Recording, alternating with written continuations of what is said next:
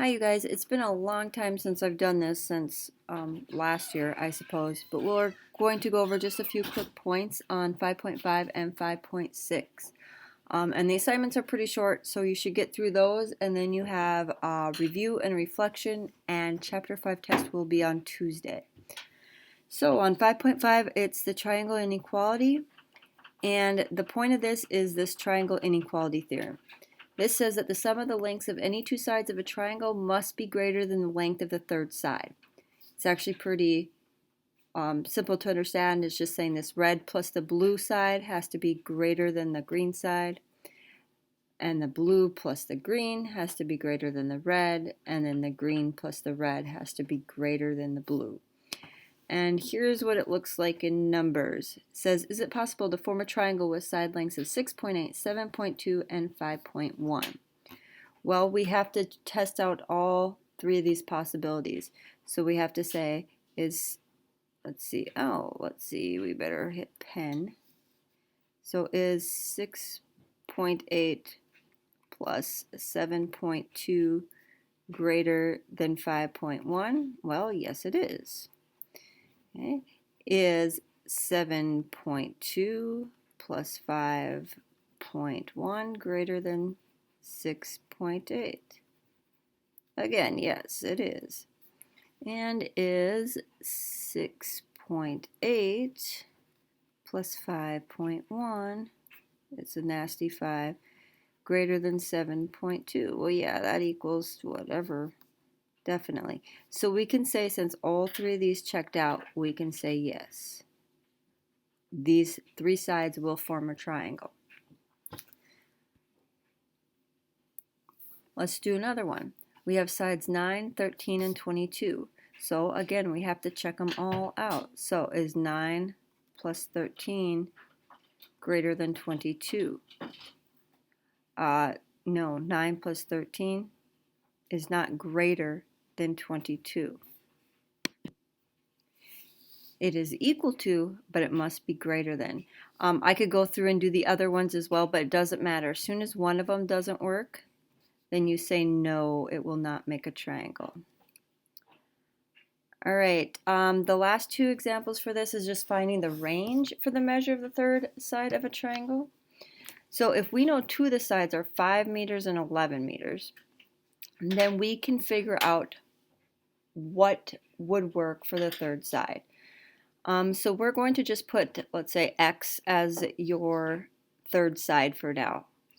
5, 11, and x. And we're going to figure out what x is.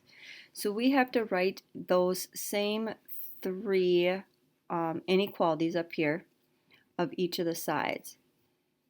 So I will write 5 plus 11 has to be greater than x.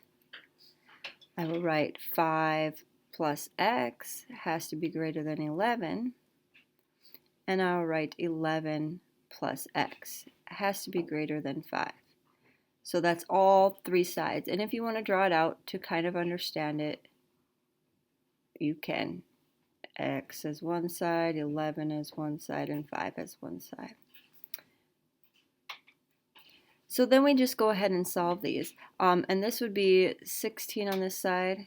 So x has to be less than 16. This one here, I'll subtract 5 from both sides, so x has to be greater than 6. And this one here, if I subtracted 11, I get a negative number. So we'll just kind of cross that one out for now. These are the two that matter. So x is greater than 6 but less than 16. So I'm going to write that like this. 6 less than x less than 16. And I guess to be official, we could put the label on there. That was meters, 6 meters. So x has to be in between 6 and 16 meters. So it could be 6.1, it could be 15.9, and it can be anything in between. All right, let's try one more of these. And it says to find the range for the measure of the third side of a triangle with side lengths 3.8 and 9.2. So we have to set these three inequalities up again. I'll write my side lengths 3.8, 9.2, and x. So I will have 3.8 plus 9.2 must be greater than x. 3.8 plus x must be greater than 9.2. And 9.2 plus x has to be greater than 3.8. This one again, if I subtract 9.2 to solve it, I'm just going to end up with a negative number. We'll just cross that one off for now, because these two should be all that we need. So we're going to add 3.8 and 9.2, so we get what? 12, 13. So x has to be less than 13. And then we'll subtract 3.8 from both sides. And we get x has to be greater than, what is that, 5.4. And this is inches, so I will write my inequality this time as 5.4 inches less than x less than 13 inches. So that third side has to be between 5.4 and 13 inches. All right, we'll go on to 5.6.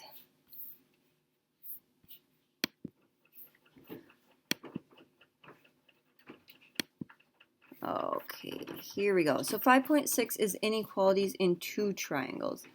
What we're going to learn today is a theorem, the hinge theorem.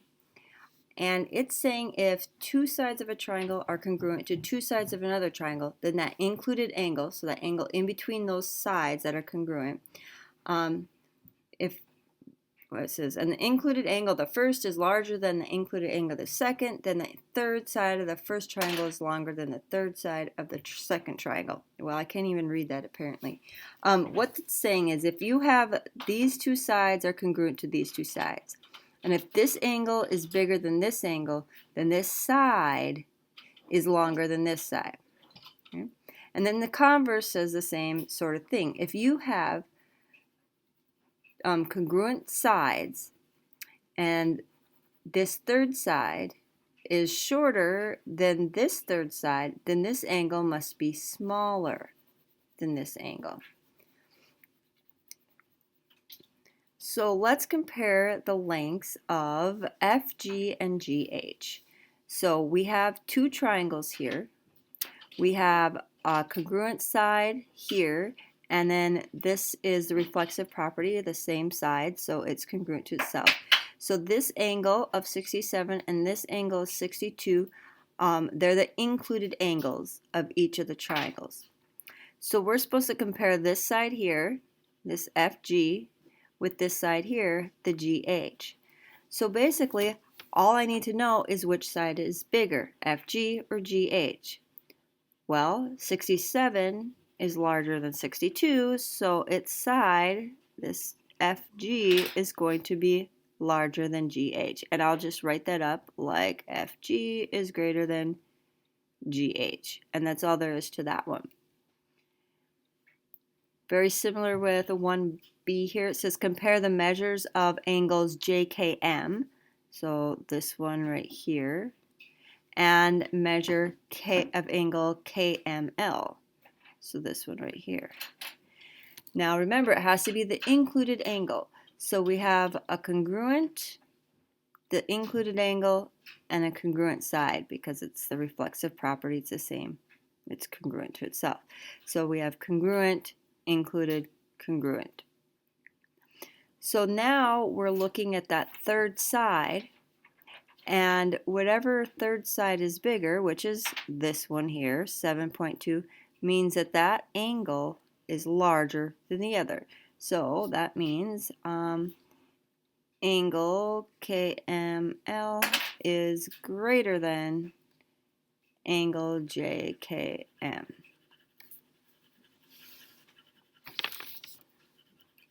Okay, the last thing we're going to talk about with this lesson is going to be the range of possible values. So we're taking the same idea, but this time we have to find a range, so it's going to be a number in between. So we again have these congruent sides here. So MD is congruent to itself, and then we have LD is congruent to DN. So we look at this, which is 16, and this, which is 18. This is the larger side, and it's opposite of the 141 degrees. So that means that this angle right here has to be less than this angle here, because 16 is less than 18. So I'm going to write that. I'm going to write 9a plus 15, because that's the degree of this unknown angle. That has to be less than 141.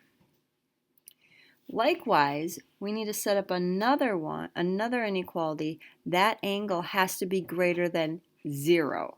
So I will write 9a plus 15 has to be greater than 0. Now I'll go ahead and I will solve those and be able to set up an inequality for the possible ranges of a. So I'm going to subtract by 15. 9a, whoops, not 9x in this case, 9a is less than 126 and divide by 9. And I get a is less than 14. Here I'm going to subtract my 15, so I have 9a is greater than negative 15. That is nasty 9. Okay, I think I better give up. Divide by 9, divide by 9. So a is greater than negative 5 over 3. So I will write my final answer as a is between negative 5/3 and 14. So negative 5 over 3 less than a less than 14. Yes, the angle has to be more than 0, but remember a can be less than 0, because once you fill a in, as long as it's greater than 0, it can be an angle. I think that's everything for this lesson. So your assignments are written on here. They also are, I think Mrs. Just has them. If you have questions, you can text me. I may not get back to you right away. Otherwise, you can ask them on Tuesday. So, have a super fabulous weekend.